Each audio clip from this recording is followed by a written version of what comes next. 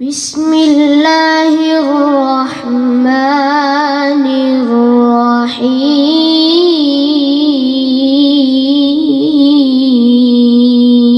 الرحيم إنما نطعمكم لوجه الله لا نريد منكم جزاء ولا شكورا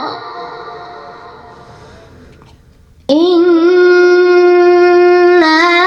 نخاف من ربنا يوما عبوسا قمطريرا صدق الله